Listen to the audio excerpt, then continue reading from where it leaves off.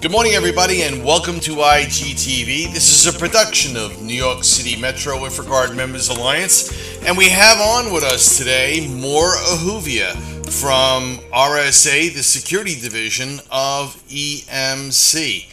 And Mor is coming to us from their fraud detection labs over in Israel. And as we say each week, we're very happy to have them on the program. Good morning, Mor. How are you? Hi, Joe. How's it going? Not bad. So we're going to be talking about Operation Card Shop. Is that correct?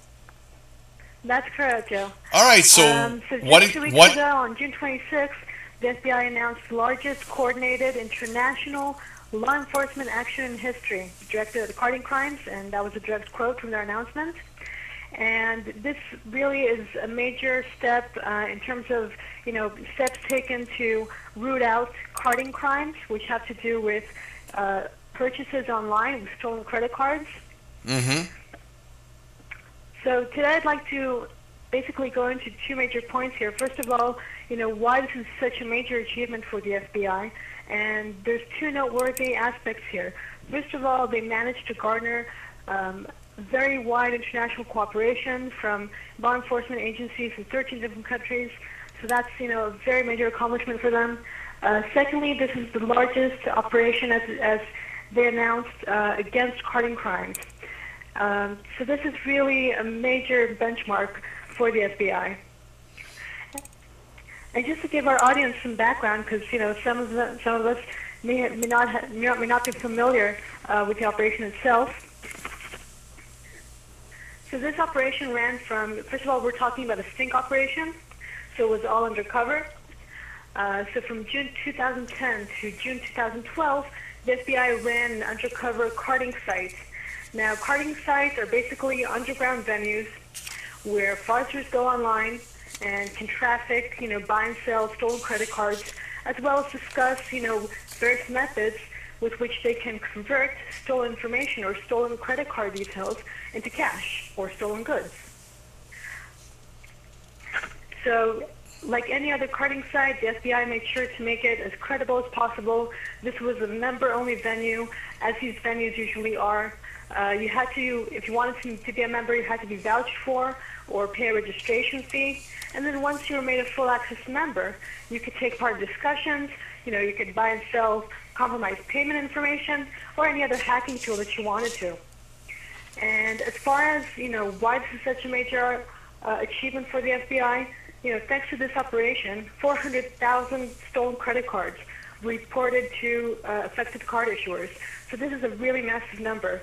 And in terms of the potential losses, this kind of reporting prevented, we're talking about savings of $200 million in potential losses that would, of money that could have been lost to fraud.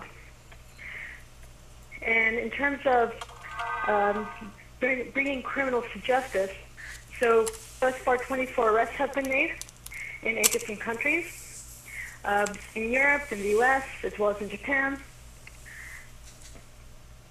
So if we have some time, I can go into a few words about the undercover nature of the operation. Do we have some time to go into that? Yeah, we've got about another minute. We'll go to a break, and then we can go to the second segment. And if you want to dig in a little bit deeper, you can. Sure. So I'll try to keep this short. So first of all, it's important to understand that the FBI set up a carding site from scratch, from the ground up. We have seen another sting operation, which I'll go into later, where an undercover agent infiltrated an existing carding site. This is really about building the site from the ground up.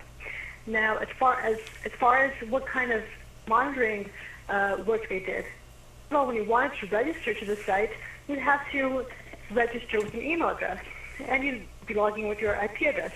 So the FBI would collect that information for further monitoring of their activities, if you were a fraudster, that is. And as far as catching criminals red-handed, FBI engaged in transactions with fraudsters. For example, they would purchase stolen credit cards and exchange them in exchange for a laptop or digital camera, and that's how they caught criminals in the act. And what I found really interesting is that, I spoke about how these venues, usually require some kind of vouching by senior members. So in order to gather the most valuable intelligence, attract the most skilled, highly skilled fraudsters, the FBI really try to limit the level of people, the number of people who could register to the site. And in order to do that, at one point in time, required being vouched for 10 different fraudsters. Now, see, if you're buddies, you have 10 different buddies who will vouch that you're a legit fraudster, you're probably a fraudster. And not only that, you're probably a very skilled fraudster. So I found that pretty interesting. No, you're absolutely right. It is very interesting, and we're going to have more with Mor Ahuvia from RSA, the Security Division of EMC, their fraud detection labs over in Israel, right after this commercial. We'll be right back, everybody.